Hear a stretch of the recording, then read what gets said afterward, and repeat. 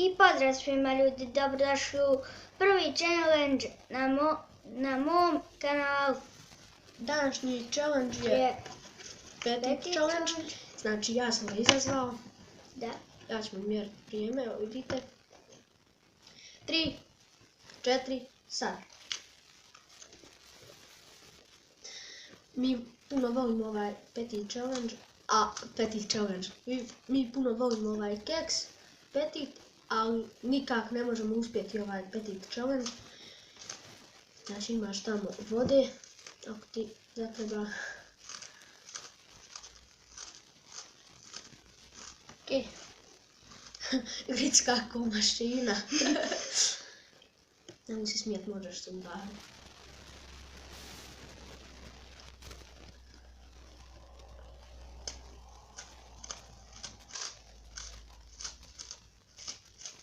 Znači, ja mislim da će on biti bolji od mene. 15 sekundi. Lako, udavit ćeš se. Da, bolji će biti od mene.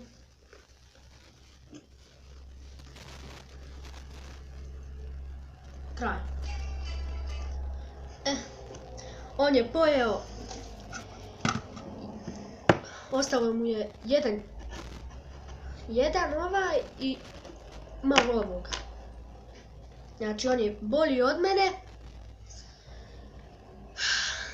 Sam zapoznam. I imaš 3 osobe da izazoveš na ovaj challenge da uradi.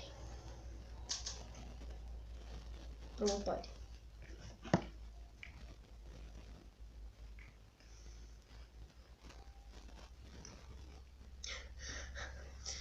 Puno je trpao u usta pa Treba mi druga da pojedem. napij se vode ako...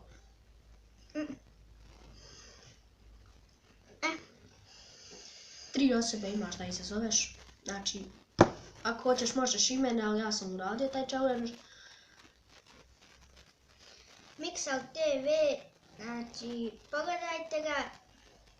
I njega je izazvao. Da. I...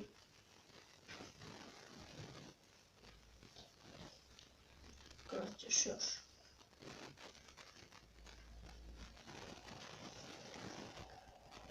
Dex Roka i... Kako se ne zove? Dark MC-a. I to bi bilo to za epizodu. Vidimo se u sljedećem. Ćao!